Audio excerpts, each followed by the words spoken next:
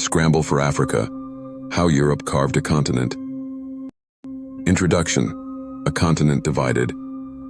Imagine a room filled with powerful men in fine suits, maps spread across the table.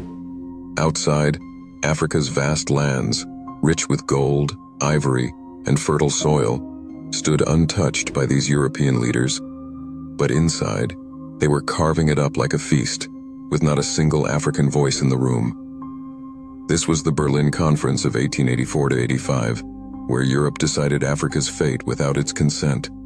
It was the moment Africa was sliced apart, its borders redrawn, and its people thrown into chaos. But how did we get here? And what were the consequences of this ruthless colonization? The Berlin Conference, dividing Africa without Africans. By the late 19th century, European nations were in a race for power, wealth, and prestige.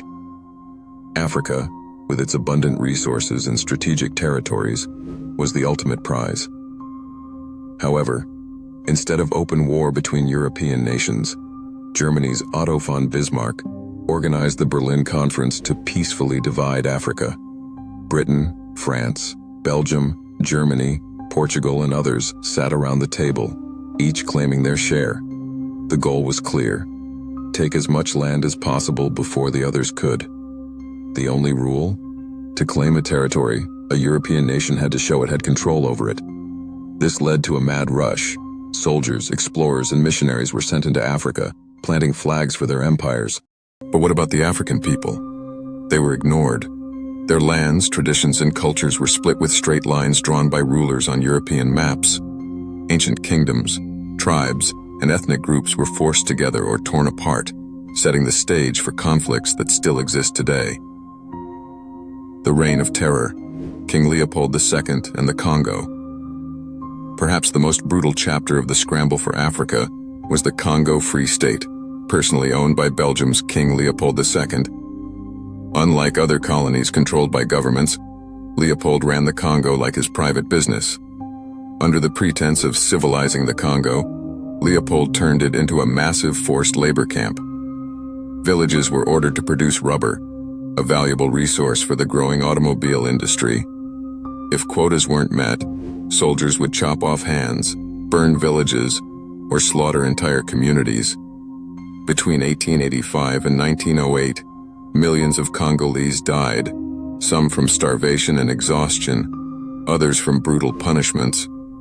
The world eventually learned of these horrors, and international pressure forced Belgium to take control away from Leopold, but the scars of his rule remain.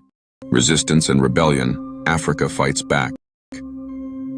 While Europe took Africa by force, many African leaders did not surrender without a fight.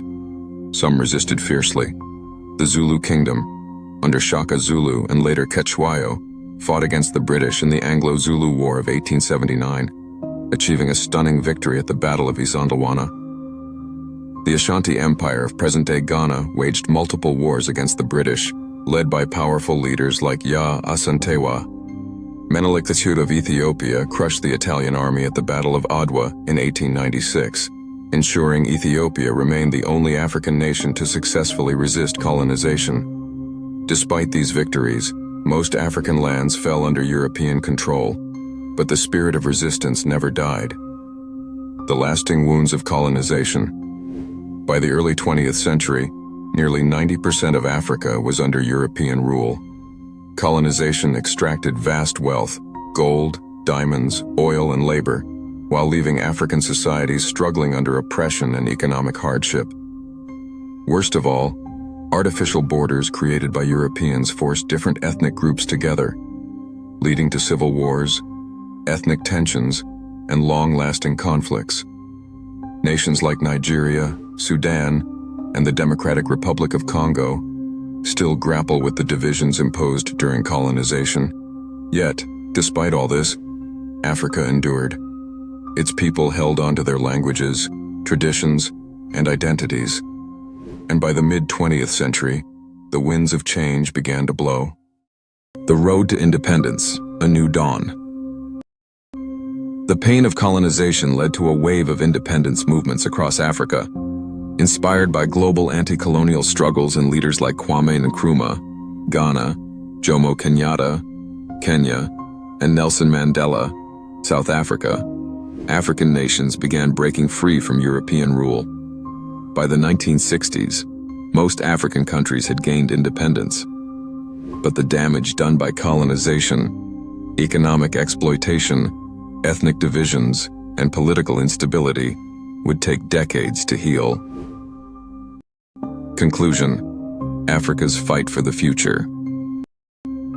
The Scramble for Africa reshaped the continent, leaving deep scars, but also igniting a fire of resilience and determination. Today, Africa stands at a crossroads, rich in resources, culture, and potential, yet still battling the ghosts of its past.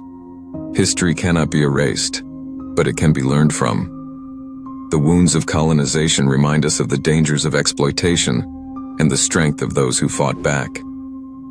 Want to dive deeper into Africa's powerful history? Subscribe to Did You Know Hi and explore the stories that shaped our world.